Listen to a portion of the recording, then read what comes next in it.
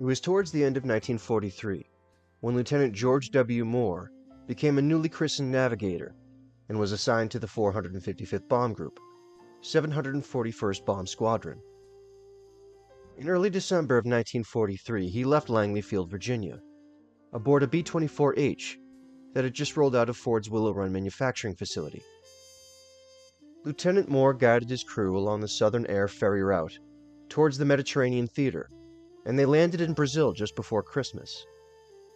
This was just one of many stops along the southern route, and it was here that Lieutenant Moore wrote this letter to his friend Lieutenant Herschel E. Morrison, a navigator instructor stationed at Langley Field. December 27th, 1943.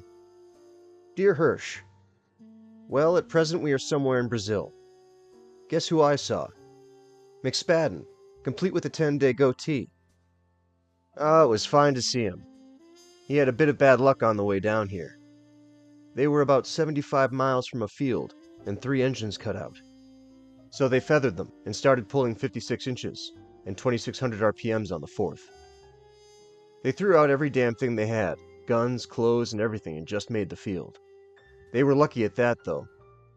The only thing he had was a pair of pants, a computer, a plotter, and a sextant. He's a flight lead navigator, which is a good deal. After one gets an OTU, the breaks he gets depend on his pilot. Our flight leader hasn't been picked yet. I rather imagine that my pilot will be one too. I didn't get to see McSpadden very long. He dropped by the barracks and we chatted for a while one evening. Also, I saw Joseph McCarthy. He was a sight for sore eyes. I understand that Gus and several of the other boys have already pulled a few in England. Nelson Eddy was here Christmas. He did right well, I thought. We also had turkey.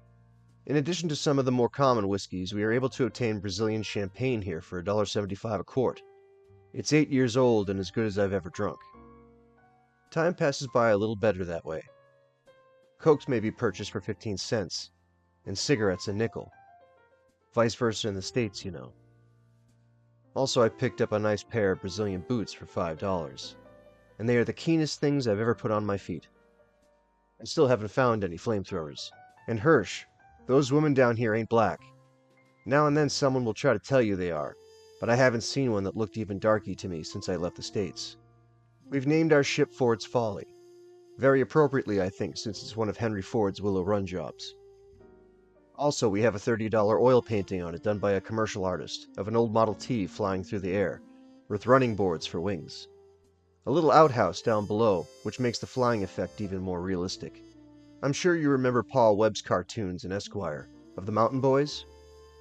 We have one of them sitting on the radiator, his bare feet dangling over the sides, and he's drawing a bead with his flintlock. Grandpappy is sound asleep at the wheel. The jug is nearby on the running board. The other mountain boy is kneeling in the back seat with his flintlock blazing away.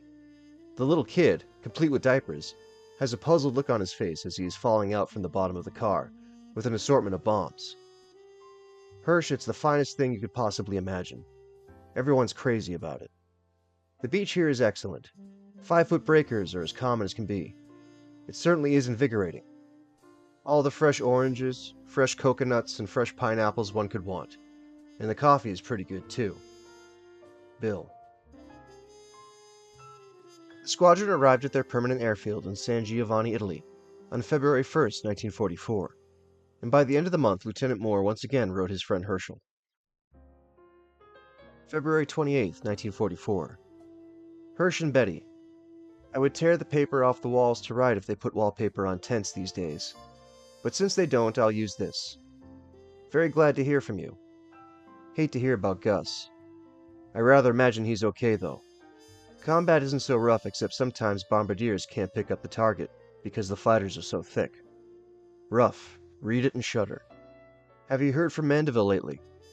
Neither have I. We worry the hell out of our interrogation officers every time we come back.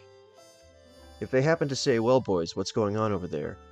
we tell them at first that if they want to know what's going on, that there are always planes going over all the time, and if they are so interested to hop on one and go look for themselves. It worries the hell out of them for a few minutes, and then we settle down to a normal interrogation. Oh yes, despite the convenience of V-mail, and the alleged arguments for faster delivery. I hate to see one of your fine letters cramped into such small space. How about coming through with one of your 3-page editions next time? Tell Al, Fred, and Hank hello for me. They were fine instructors. My legs are the best in the squadron, and naturally the credit falls to them. When you get good enough to do pilotage in a barbed wire fence from 20,000 on snow-covered terrain, you're okay for combat. I keep wondering why I'm here. Tell your eager students that combat bombardment is 90% navigation, and that navigators are never off the ball. I just read this letter over. Combat must have already had some effect on me. Why, this letter is okay for Betty to read. So best I quit now. Bill. May 15th, 1944. Hirsch. Your mention of the Cascade brought nostalgic thoughts. I think we mentioned our club. Tile floor, marble bar, soft chairs, the chatter of dice and the ripple of cards. But our liquor supply is nothing to boast of. Cherry brandy, wines, etc. Also the song fests we have when some of the fellows couldn't make it back. Life is cheap, though, and one must stay lighthearted.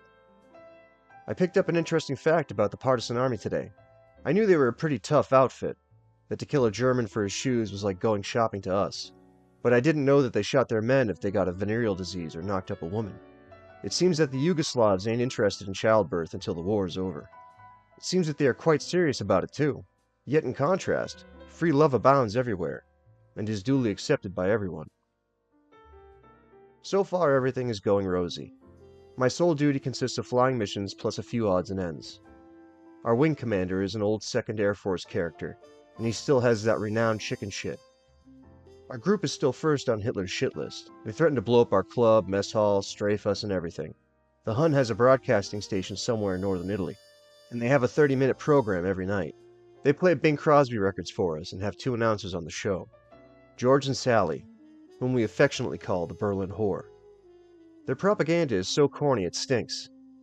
The name of the program, by the way, is Jerry's Front. Have arranged a little Lend-Lease program of our own over here, my pilot and I, with the British, which netted us the use of 2 Harley-Davidson motorcycles for a few months, at the cost of a couple of cartons of cigarettes. Probably the only time in history we ever skinned the British in a trade. Anyway, having our own transportation is absolutely the finest thing a man could hope for over here. We are the envy of the whole squadron, and also the enemy, because we won't tell anyone where we got them, knowing that a quantity of such vehicles would bring frowns, yes, even a few scowls from the brass. But what they don't know is that we still have a quart of scotch left. Yes, we are well provisioned, and I wouldn't mind this if the food was better, the women were of a little better class, and the Hun wouldn't get too pissed off when we go out battling. I have a great deal of respect for the Hun with his war paint on. Oh yes, I have schooled our radio operator into being a very efficient pilotage navigator. He's always good for a checkpoint, I confide to myself. Quite convenient. Bill. 28th July, 1944. Hirsch. Very glad to get your rough-spirited letter, old man. Things have been rolling along rather smoothly for me. Finally got my first on June 11th. Not quite a year. Spent a week out on the Isle de Capri last month. Also arranged to get a look at Pompeii while I was in that neck of the woods. Capri is a nice place. It's a vacation place. About the equivalent to the Italians that Bermuda is to us. Found some real Gordon's gin there, so we burned the off-limits sign a couple of nights and got decently drunk. I have also finished my tour of duty, which has really upped my morale. I heard while I was on Capri that McSpadden had finished his also. Don't know for sure, of course. If he did, they really flew his ass off, because when I had 25, he only had about 15. The Army finally wised up and got my motorcycle, but it was really fun while it lasted. And now I have just returned from a few days in Rome, which is the best days I've spent while in Italy. I'm a son of a bitch if I've ever seen anything like the place or ever expect to. The woman situation is like I would expect it to be in Washington, D.C. if no girl there had any semblance of morals. Every woman is a prostitute, and a remarkable number of them are very attractive. We stayed on the main drag there, and these women just paraded up and down the street until they are bought. Yes, bought! A friend of mine and I just sat in the window of the lobby in the hotel, quietly sipped our cognac, and priced everything that we saw that we liked. Finally, I decided on a little blonde, in the $10 bracket. Cute little vivacious creature. You should have seen me doing this shopping. I was as particular as a woman looking for a hat. The hell of it all is that this happens on the main street in Rome. The girls can't speak English, so we found it quite enjoyable to sit around with our buddies and compare the relative merits of our women, their figures and abilities, etc. Market price now seems around $10. However, if you know the right people, why, you can get royalty for around 25 or 30 bucks. Yes, that's the latest quotations. I went up to Rome with the flight surgeon and we got some medicinal bourbon to help the situation too. Well, if a deal I'm working on pans out, I might see the US via air. Might even possibly give a buzz job on over Langley. So Hirsch, pull out that old Box 306 Leveland, Texas address and let me know how things are. Bill. Lieutenant William Bill Moore returned home to the States, but Ford's Folly continued flying with a new crew. And on June 26, 1944, she was shot down over Bohmkirch in Austria. There were 3 fatalities.